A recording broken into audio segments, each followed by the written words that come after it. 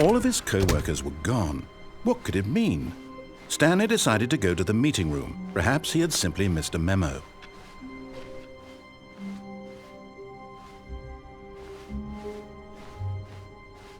When Stanley came to a set of 2 open doors, he entered the door on his left.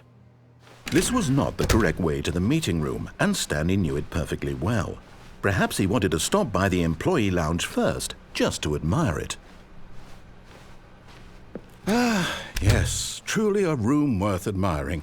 It had really been worth the detour after all, just to spend a few moments here in this immaculate, beautifully constructed room.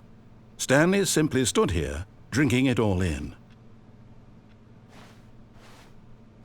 But eager to get back to business, Stanley took the first open door on his left.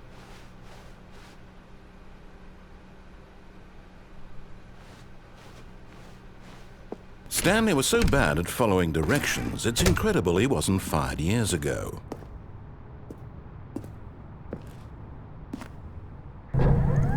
Look, Stanley, I think perhaps we've gotten off on the wrong foot here. I'm not your enemy, really, I'm not. I realize that investing your trust in someone else can be difficult, but the fact is that the story has been about nothing but you all this time. There's someone you've been neglecting, Stanley. Someone you've forgotten about.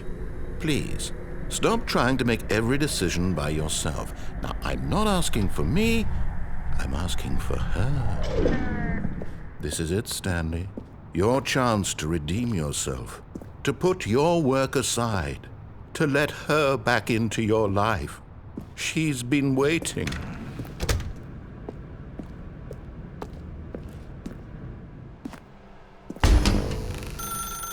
That's her, Stanley. You need to be the one to do this, to reach out to her. If you can truly place your faith in another, then pick up the phone.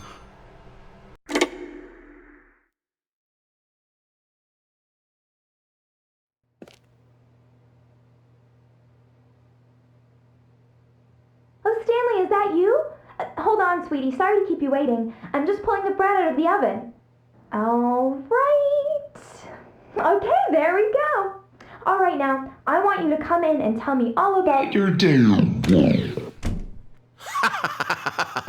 Gotcha. Oh, come on.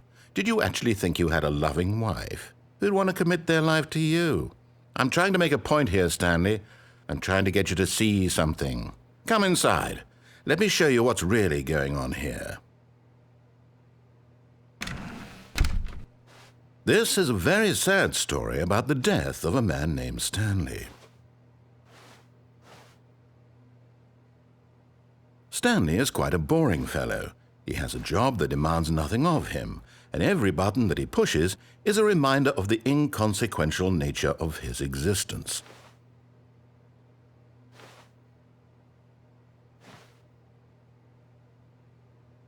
Look at him there, pushing buttons, doing exactly what he's told to do.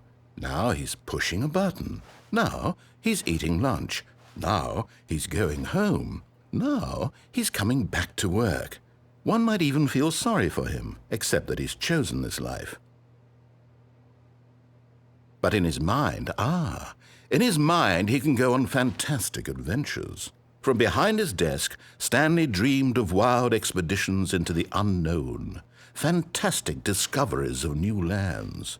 It was wonderful, and each day that he returned to work was a reminder that none of it would ever happen to him. And so he began to fantasize about his own job. First, he imagined that one day while at work, he stepped up from his desk to realize that all of his co-workers, his boss, everyone in the building had suddenly vanished off the face of the earth. The thought excited him terribly. So he went further. He imagined that he came to 2 open doors and that he could go through either. At last, choice. It barely even mattered what lay behind each door. The mere thought that his decisions would mean something was almost too wonderful to behold. As he wandered through this fantasy world, he began to fill it with many possible paths and destinations. Down one path lay an enormous round room with monitors and mind controls. And down another was a yellow line that weaved in many directions. And down another was a game with a baby. And he called it the Stanley Parable. It was such a wonderful fantasy, and so in his head he relived it again, and then again, and again, over and over, wishing beyond hope that it would never end, that he might always feel this free. Surely there's an answer down some new path, mustn't there be? Perhaps if he played just one more time. But there is no answer. How could there possibly be? In reality, all he's doing is pushing the same buttons he always has. Nothing has changed. The longer he spends here, the more invested he gets, the more he forgets which life is the real one. And I'm trying to tell him this, that in this world he can never be anything but an observer, that as long as he remains here, he's slowly killing himself. But he won't listen to me. He won't stop. Here, watch this. Stanley, the next time the screen asks you to push a button, do not do it.